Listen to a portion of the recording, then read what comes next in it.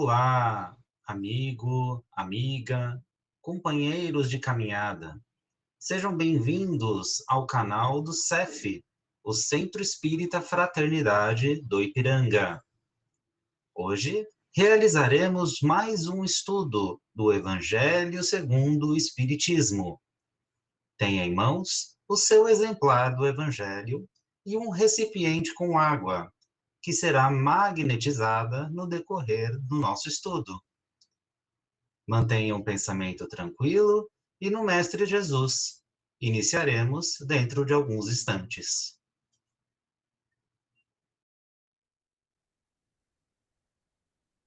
Olá a todos, muito boa noite, sejam todos muito bem-vindos aqui à Caravana do Evangelho. Dizemos que é caravana mesmo, porque tem corações aqui conosco e outros que vão chegar, e todos que nos acompanham pelo canal do YouTube e do Facebook do CEF, essa casa espírita que nos dá essa linda oportunidade de externarmos aqui as nossas reflexões acerca do tema de hoje.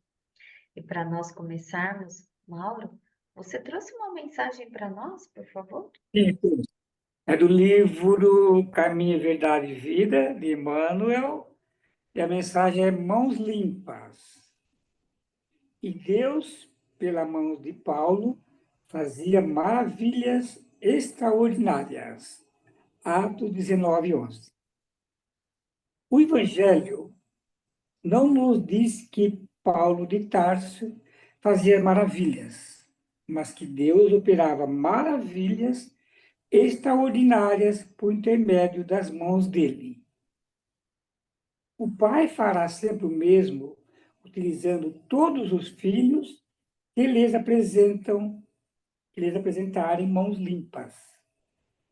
Muitos espíritos mais convencionalistas que proporcionalmente religiosos encontraram nessas notícias do Atos uma informação sobre determinados privilégios que teriam sido concedidos ao apóstolo. Antes de tudo, porém, é preciso saber que semelhante concessão não é exclusiva. A maioria dos crentes prefere fixar o Paulo santificado sem apreciar o trabalhador militante. Quanto custou ao apóstolo a limpeza das mãos? Raros indagam relativamente a isso. Recordemos que o amigo da gentilidade fora rabino famoso em Jerusalém. Movimentara-se entre elevados encargos públicos. Detivera dominadoras situações. No entanto, para que o Todo-Poderoso lhe utilizasse as mãos, sofreu todas as humilhações e dispôs-se a todo o sacrifício pelo bem dos semelhantes. Ensinou o Evangelho sobre zombarias e açoites, aflições e pedradas. Apesar de escrever luminosas epístolas, jamais abandonou o tear humilde até a velhice do corpo. Considera as particularidades do assunto e observa que Deus é sempre o mesmo Pai, que a misericórdia divina não se modificou, mas pede mãos limpas para os serviços edificantes junto à humanidade. Tal exigência é lógica e necessária, pois o trabalho do Altíssimo deve resplandecer sobre os caminhos humanos. Meire, interessante que eu estou quase acabando de ler o livro Paulo Estevão, e fala exatamente sobre isso. E eu abri exatamente nessa página. Você vê? Nada é por acaso. É muito legal. A É, vida do Paulo. não, e o livro, né, de Paulo e Estevão é maravilhoso. Para mim foi divisor de águas. Eu falei muito para chegar ao ponto que ele chegou. Verdade. Muito obrigada, Mauro, pela sua leitura de hoje. E através Obrigado. dessa leitura, dessa reflexão, nós podemos agora nos conectar com o nosso anjo da guarda, o nosso espírito protetor, agradecer a ele por essa oportunidade, por nos acompanhar nessa jornada terrena e que nos envolve com bons pensamentos, bons sentimentos. Agradecemos a Ele e a todos os mentores que nos acompanham, os mentores aqui da Caravana do Evangelho. E assim agradecemos também a Nossa Senhora Mãe Santíssima pelo seu amor, pelo seu carinho. Obrigada, Mãe Maria, por nos envolver todos os dias com seu manto azul de luz. E chegamos assim até seu Filho, nosso Mestre Jesus. Obrigada, Jesus, pelo seu amor, pelo seu carinho, pelos seus ensinos, Mestre. E pedimos humildemente que fique conosco nesta noite, nessas reflexões do Evangelho. E chegamos assim até Deus, nosso Pai, onde agradecemos pelo dom da vida, por essa oportunidade terrena. Em agradecimento, fazemos a prece que nosso Senhor, Jesus Cristo, nos ensinou. Pai, Pai nosso que estais no céu, santificado seja o vosso nome. Venha a nós o vosso reino, seja feita a vossa vontade, assim na terra como no céu. O pão nosso de cada dia nos dai hoje. Perdoai as nossas ofensas, assim como nós perdoamos a quem nos tem ofendido. E não nos deixeis cair em tentação, mas livrai-nos de todo mal. Que assim seja. Graças a Deus e graças a Jesus. E assim, já harmonizados, podemos dar início ao nosso Evangelho de hoje. Maria Santos, pode fazer a leitura para nós, por favor?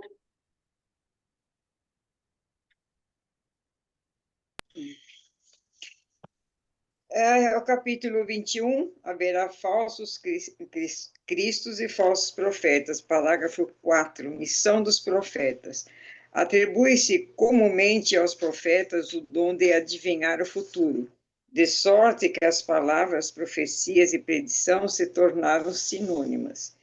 No sentido evangélico, o vocabulário profeta tem uma extensa significação. Diz de todo enviado de Deus com a missão de instruir os homens e de lhes revelar as coisas ocultas e os mistérios da vida espiritual. Pode, pois, o homem ser profeta sem fazer predições? Aquela era a ideia dos judeus ao tempo de Jesus. Daí vem que, quando levar à presença do sumo sacerdote Caifás, os escribas e os anciões reunidos lhes cuspiram no rosto, lhes deram socos e bofetadas, dizendo: Cristo profetiza para nós e dize quem foi o que te bateu. Entretanto, deu-se o caso de haver profetas que tiveram a presciência do futuro, quer por instituição, quer por providencial revelação, a fim de transmitir avisos aos homens.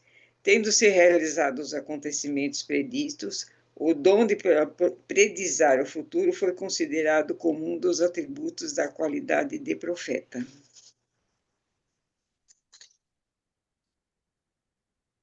Vai para o 5? Sim, Maria. É? Sim. Tá. Prodígio dos falsos profetas. 5. Levantar-se-ão falsos cristos e falsos profetas, que farão grandes prodígios e as coisas espantar, a ponto de seduzirem os próprios escolhidos. Essas palavras dão o verdadeiro sentido do termo prodígio. Na acepção teológica, os prodígios e os milagres são fenômenos excepcionais, fora das leis da natureza, sendo essas exclusivamente obra de Deus. Pode ele, sem dúvida, derrogá-las e lhes apraz. O simples bom senso, porém, diz que não é possível, haja ele dado a seres inferiores e perversos um poder igual ao seu, nem, ainda menos, o direito de desfazer o que ele tenha feito. Semelhante princípio não nos pode Jesus ter consagrado, se, portanto, de acordo com o sentido que lhe atribui a essas palavras, O espírito do mal tem o poder de fazer prodígios tais que os próprios escolhidos se deixam enganar. O resultado seria que, podendo fazer o que Deus faz, os prodígios, os milagres, não são privilégios exclusivos dos enviados de Deus e nada provam, pois que nada distingue os milagres dos santos dos milagres do demônio. Necessário, então, se torna procurar um sentido mais racional para aquelas palavras. Para o vulgo ignorante, todo fenômeno cuja causa é desconhecida passa por ser sobrenatural, maravilhoso e miraculoso. Uma vez encontrada a causa, reconhece-se que o fenômeno, por muito extraordinário que pareça, mas não é o do que a aplicação da lei da natureza. Assim, o círculo dos fatos sobrenaturais se restringe à medida que a ciência se alarga. Em todos os tempos, homens houve que exploraram e proveito de suas ambições e seus interesses e do seu anseio de dominação certos conhecimentos que possuíam a fim de alcançar o prestígio de um pseudopoder sobre-humano ou de uma pretendida missão divina. São esses os falsos cristos e falsos profetas. A difusão das luzes lhe aniquila o crédito, donde resulta que o número deles diminui à proporção que os homens se esclarecem. O fato de operar o que certas pessoas consideram prodígios não constitui, pois, sinal de uma missão divina, visto que pode resultar de conhecimento cuja aquisição está ao alcance de qualquer um ou das faculdades orgânicas especiais, que o mais indigno não se acha inibido de possuir tanto quanto o mais digno. O verdadeiro profeta se reconhece por mais sérios caracteres exclusivamente morais. Obrigada, Maria Santos, pela leitura de hoje. E exatamente nessa palavra aí, né, nessa frase final, que o verdadeiro profeta se reconhece por características mais sérias e que são exclusivamente de ordem moral. Para mim, o que ficou aqui nesses ensinamentos é que realmente a missão dos profetas vai mais além do que fazer previsão ao futuro, mas sim de trazer orientações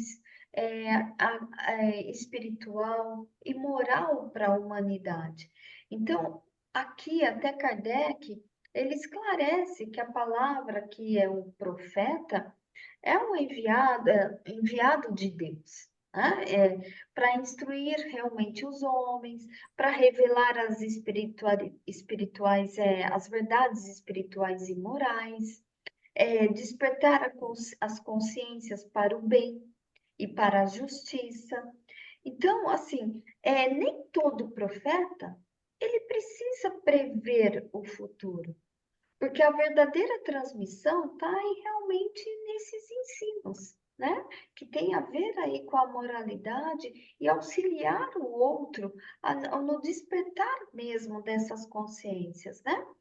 E aqui, quando se fala, né, porque se levantarão falsos cristos e falsos profetas, então Jesus aqui ele tem, acredito que pretendeu explicar que esses prodígios essa capacidade, né, que às vezes é julgado fora do comum, né, que parece até fora da lei natural, mas não como fora das leis naturais, mas para todos os ditos ali, os milagres, né, são consequências da própria evolução também do espírito, que o espírito alcançou ali com a origem também do poder da fé.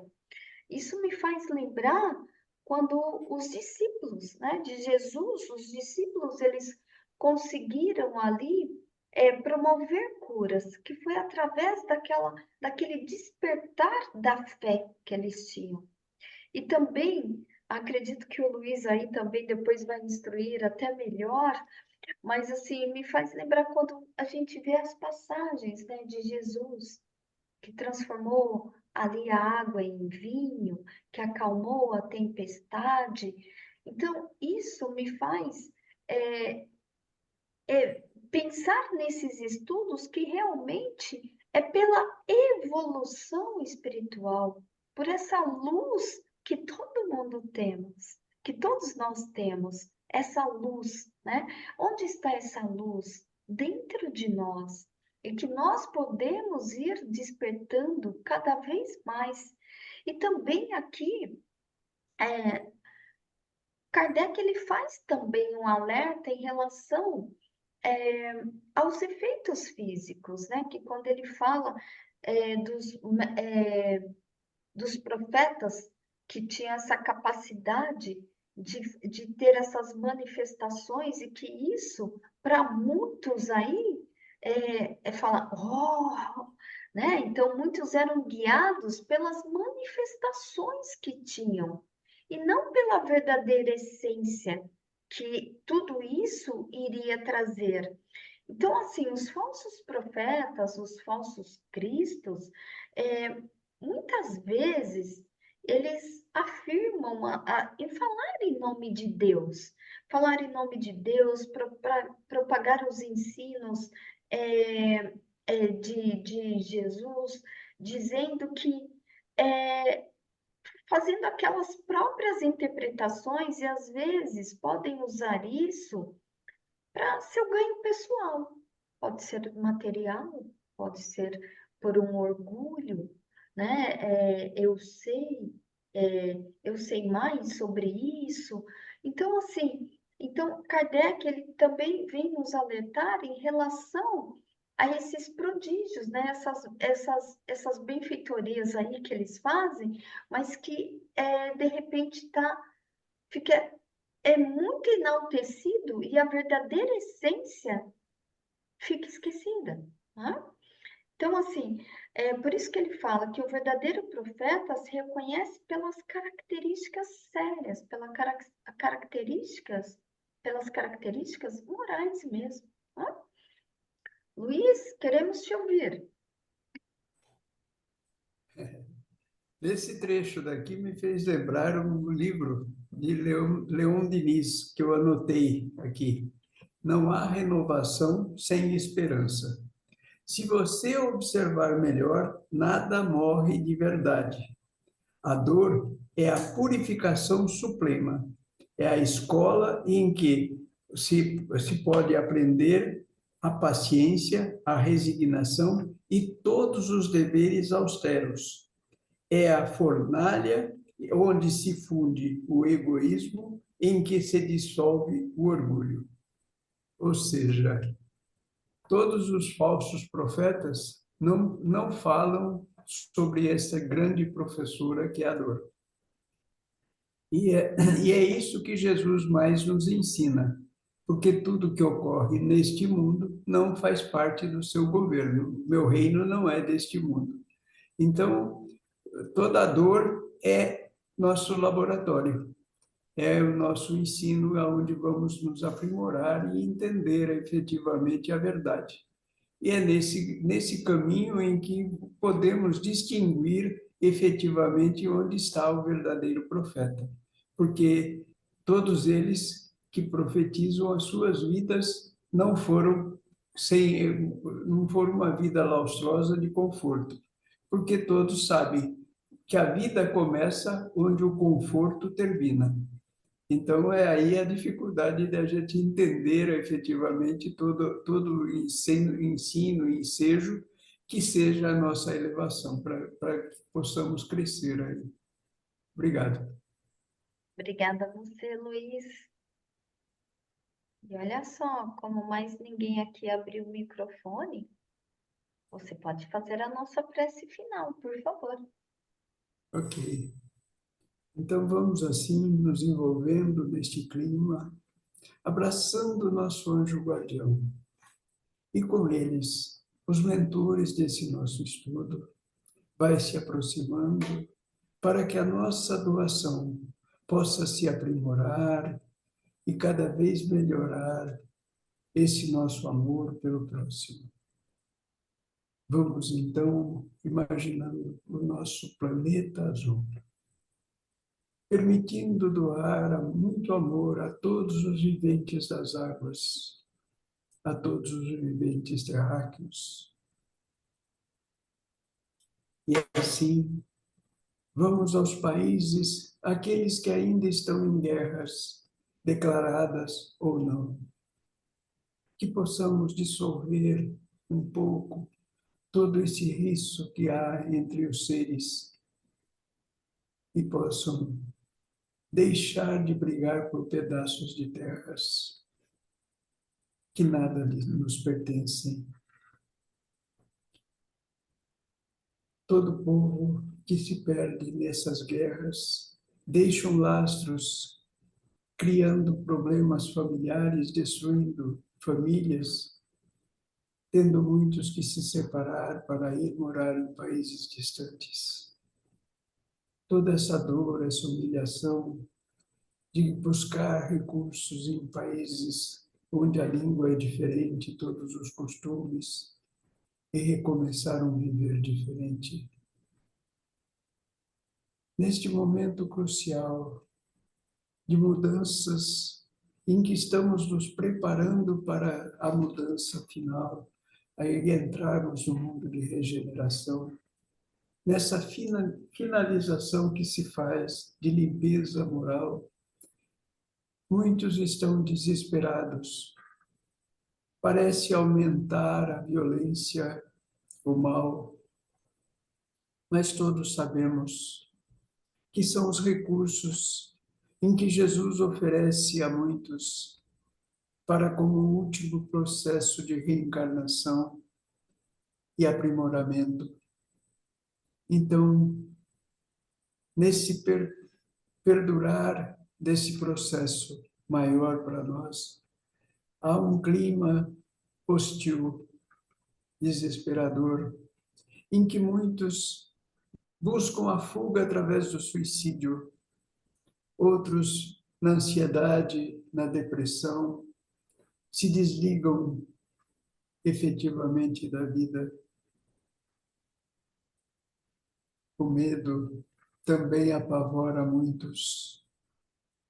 Vamos unir forças para doarmos muito amor a esses seres e podermos, quem sabe, deixar de distanciar alguns desse processo de fuga pelo suicídio, que possamos minorar as dores, os medos, que a confiança comece a crescer no coração de todos e paira a luz serena de Jesus no coração.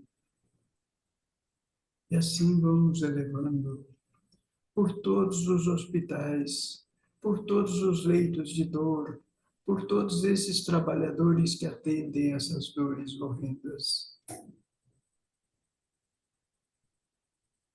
Permitindo também àqueles que não têm um lar, que estão nas ruas, neste frio, abandonados da família, na fome.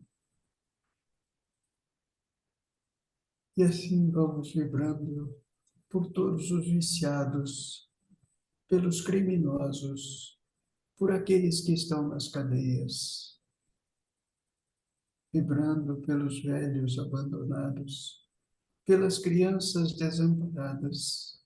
Muita paz no coração de todos e uma bênção por todos os lares da terra, que a luz do perdão possa penetrar no coração, para que o entendimento, a harmonia melhore com todos, porque todos erramos, todos necessitamos do perdão alheio, que possamos nós sermos guias desse perdão, perdoando-os.